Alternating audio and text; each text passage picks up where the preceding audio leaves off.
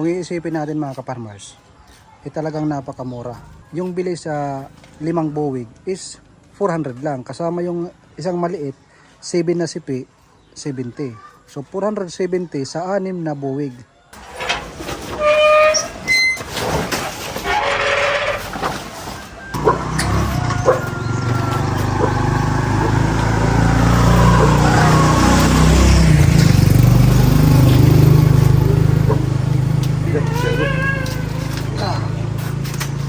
Haba.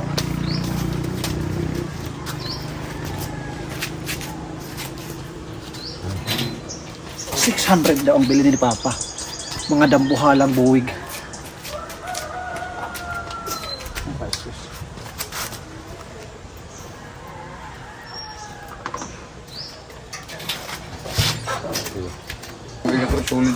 Ang haba.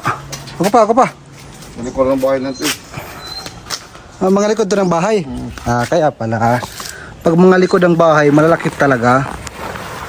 Pilipilid nga ako. Buti na kaya mo to. Kaya ito. Kailan Malaki nagtaga? tao. Hindi anay. Bakit?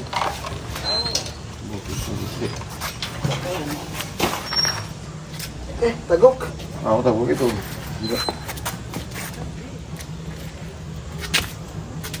Para may tatanggal. Natanda sa wall.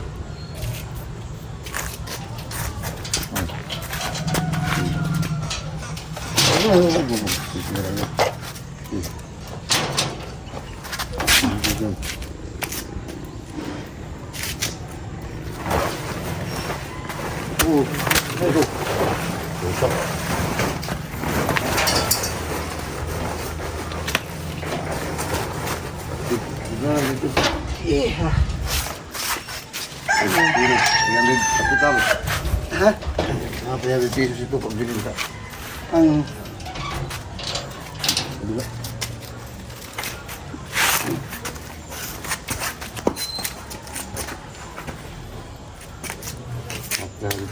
Berapa kilos tuh? ha? Sini di 30 kilos berapa? 300. Ngayon, sasama ako kay Papa. Kasi kanina natutulog ako. Namili si Papa ng namili ng saging. So mga ganito kalaki, hindi kinakaya kahit nga ako nahihirapan. Si Papa ko pa kaya. May edad na. Kaya samahan ko si Papa sa pamimili ng saging. Ito pa, pwede na. Ito pa, binibili yan? Umildam yan. Ayaw bilhin yan. Ha? Hindi rin pinapalit. Ano? Ba't ayaw bilhin? Tamis yan. Oh. Yan mo yan. Kapa? Ako lang. Okay. Tama. Buti may alalay ka. Oh, syempre. Alright. Isang buwig na naman. Yan, Lord.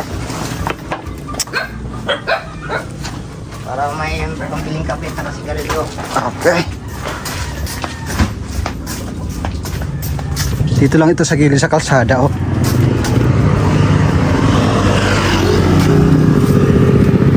Ayan.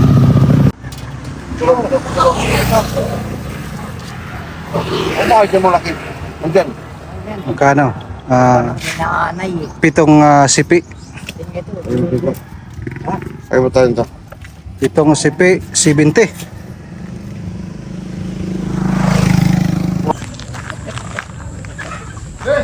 Ganda ng mga manok mga ka-farmers, oh. Talagang panalo, oh. Tapos doon sa gilid, mayroon silang mga limonsito. Ganda ng pwesto ng bahay.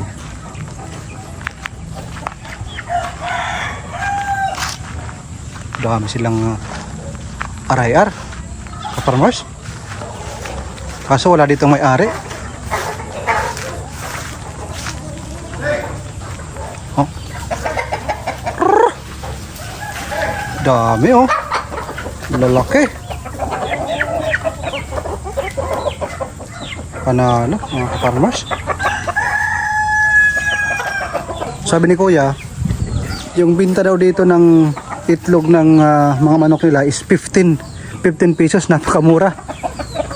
Ayan, no, ang gaganda ng breeding. Sa susunod, babalikan ko ito mga ka-farmers.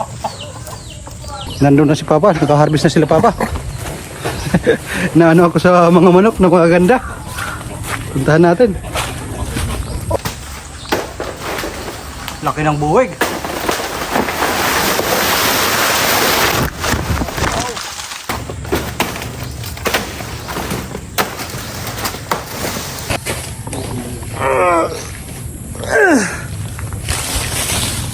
Daling ko to sa doon sa may motor. Sa ating mga ka-farmers na nagko-comment, bakit daw ganun yung bili? Sana hiningi na lang daw. 10 lang yung sipi daw. Bakit ganun? Dito mga ka-farmers, ganyan talaga yung bilihan ng saging. Dito nga may time na halos hindi na binibili ang saging sa sobrang dami at sa dami ng supply. So yung 10 na yan, yung 10 yung sipi, yung mga farmers dito, nagpapasalamat na sila na nabibili yung kanilang saging sa ganyang presyo, mga ka-farmers. Si Papa naman ay kanyang libangan lang yan, hindi talaga yan seryoso na kanyang hanap buhay, dahil yung mga abroad yan, nasa Canada, nasa Qatar, mga nasa ibang bansa, mga professional na yan ang mga abroad, mga professional na yan ang kanyang mga anak. Kaso gusto niyang meron siyang libangan, kaya namimili siya ng saging.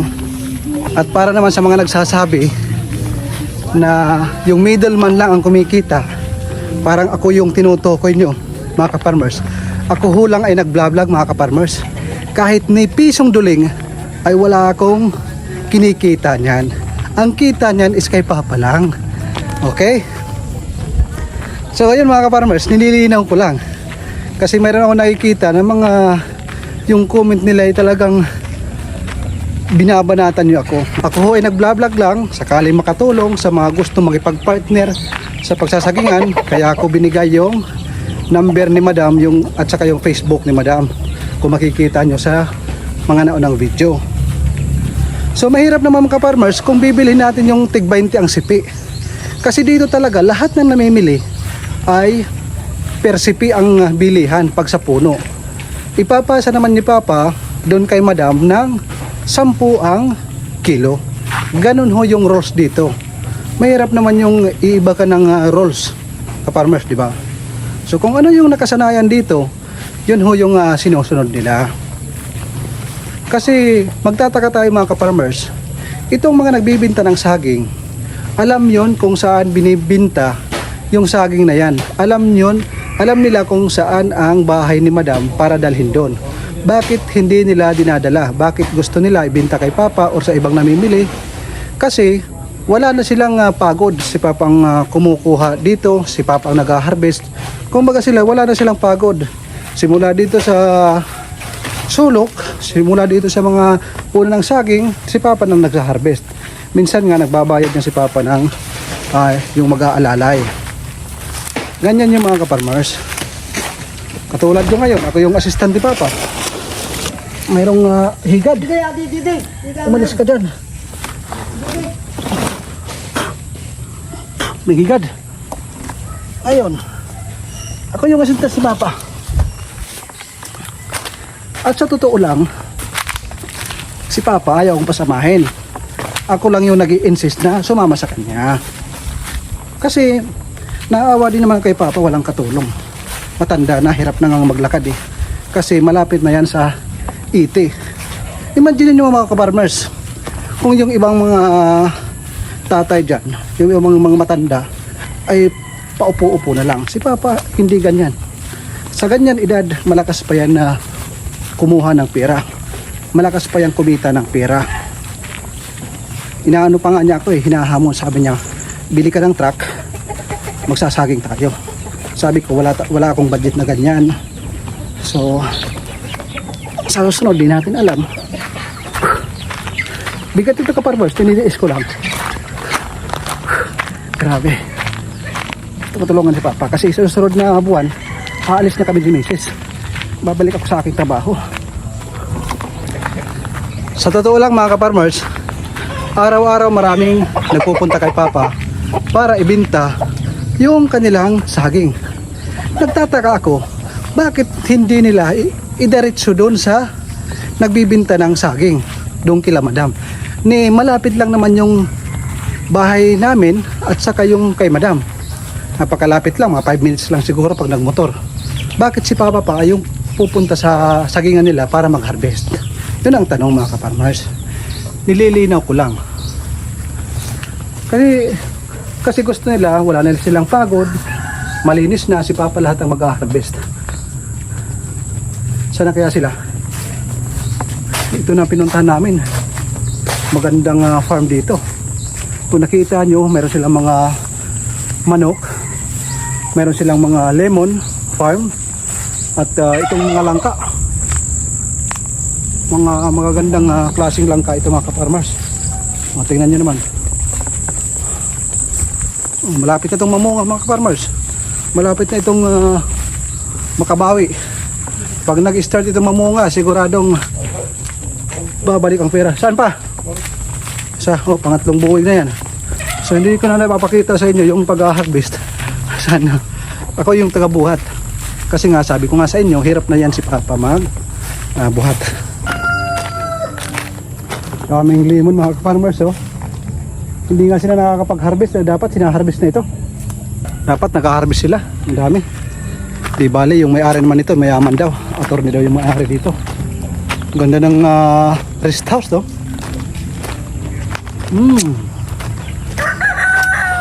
Ice cream yummy.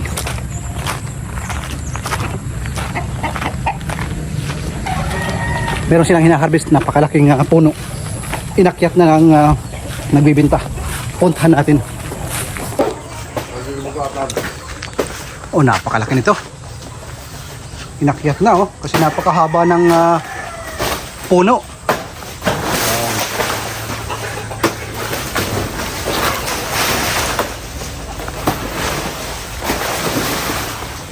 Paano kayang gagawin niyan diskarte?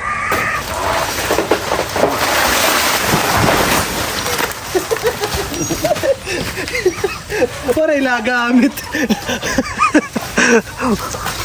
Wala ka mo sa. Ang buti po sa kanto kay. Okay. Ikaw ba ito? Ikaw ka buro ko. Pero bagin na upo. Tigbas. Albasin. Nagali. Ikaw ito bakit saging mo? Dire mo tigbas. Nagpas na yun. Ayun.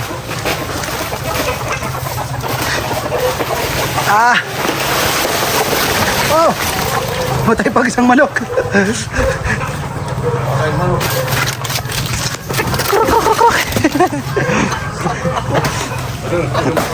Yan mga farmers. Mayroon isa dito sa loob. Dami ng manok. Ganda talaga pag mayroong ganito.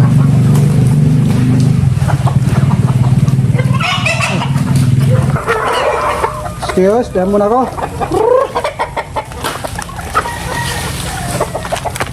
Ganda. Huwag kayong lalabas.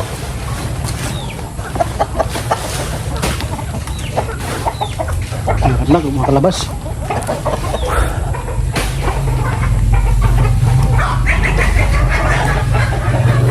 Bigat. Naka-anim na buwig siguro kami. Magkano kaya ang babayaran ni Papa? Marami na naman ang magbabash sa akin. Bakit ganyan daw bilihan dito? Anong gagawin natin na ganyan ang presyo dito? Lahat na ng bibili ganyan. Dito! Dito!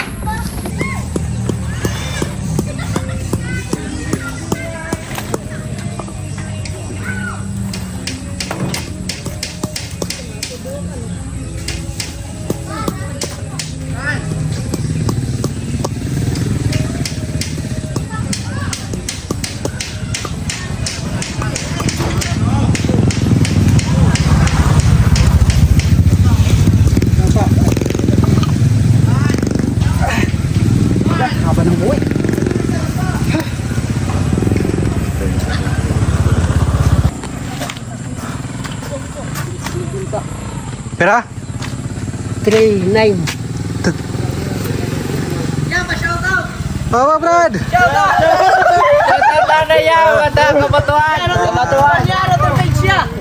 Ka-farmers! Idea, YouTube! Thank you! Pera pa? Ha? 400.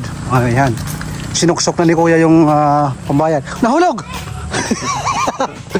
400, 5 buwig. Ayan.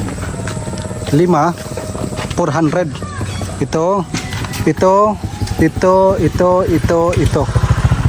Yung isa, hindi kasama yung kasi ibang may-ari yan. Yung kanina na matanda. So, 5 buwig, 400 yung bili ni Papa. Pareho busa. Pauwi na kami. Yan yung aming karga.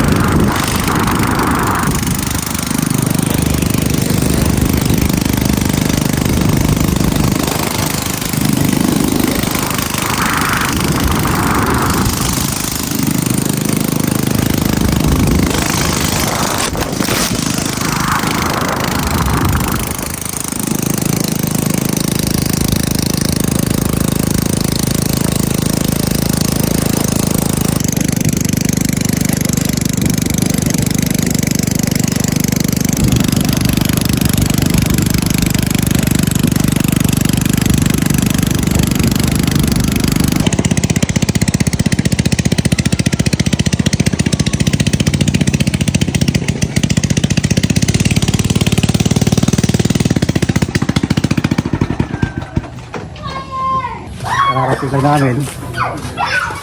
Nakakapagod pero sulit. Napakamura ng saging dito. Kaya sa ating mga nagko-comment, yung mga nagsasaging dito, yung mga nag-ship, mga nagdi-deliver papunta ng Manila, yun ang mga big time. Sila yung maganda yung kita. Bukas ng umaga, di-deliver yan ni Papa. So pera na naman. Ganyan lang ang buhay sa probinsya. Basta't madiskarte ka, meron kang piso. Tulungan ko muna si Papa.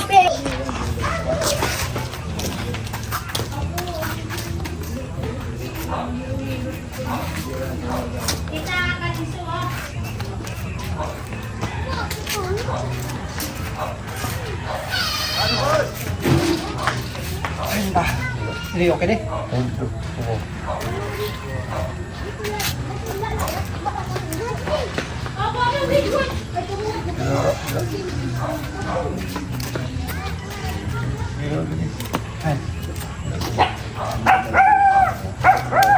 Sabi nga, meron akong nabasang comment, sabi daw, sa Boracay, 80 to 90 ang kilo.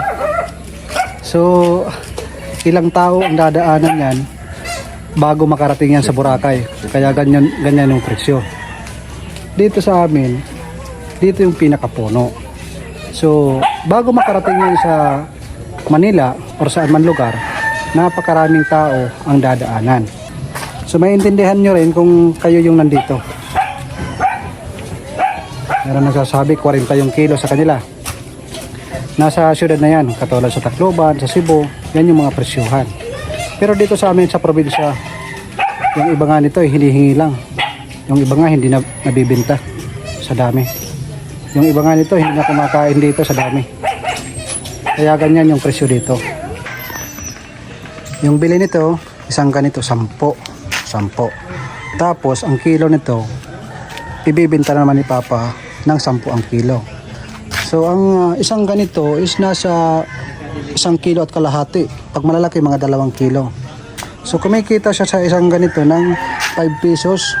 Depende pag malalaki, 10. Mahirap naman yung binili niya ng 10, ibibenta niya ng 10, di ba? Si Papa pa nag-harvest. Minsan, pag wala ako, kumukuha yan ng assistant. Binabayaran niya pa.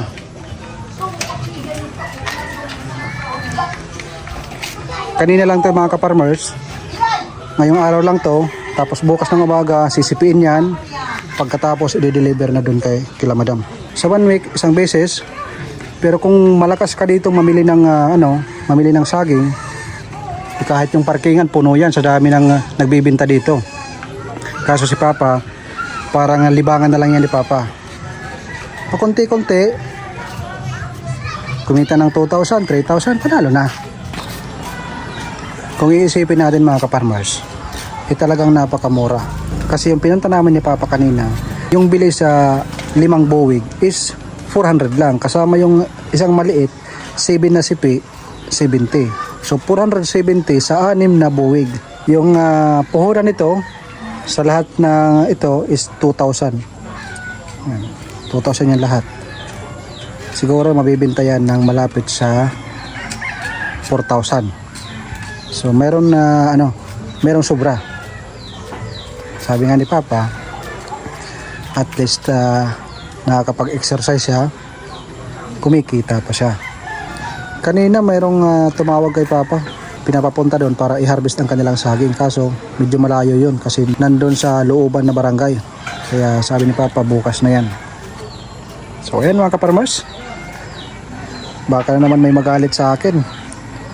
Sa mga nagko-comment na kami lang daw ang kumikita, hindi ho ako kasamang kumikita, nagbibideo lang ako mga ka-farmers, sinishare ko lang sa inyo. Baka sakaling kayo ay gustong magnegosyo ng saging. Napakaraming saging dito sa amin. Kung gusto nyong maramihan, nilagay ko yung Facebook page ni Madam doon sa nauna kong video. Merong contact number, pwede kayong tumawag. Pwede siyang mag-deliver ng 10,000 kilo, 12,000 kilo sa bawat shipment. Marami pa siyang pwedeng ibenta sa inyo katulad ng nyog, kamote, gabi at kung ano pa na pwede nyong pag-usapan. So kayo na lang mag-usap, pwede nyong kontakin. Sa susunod mga ka-farmers, pag mayroon na akong truck, ako ang titira nito. Papasukin ko ang negosyo nito. Pero ngayon, medyo alanganin pa. So yun lang, magandang araw sa inyo. Kaway-kaway at mabuhay po sa ating kapwa ka-farmers.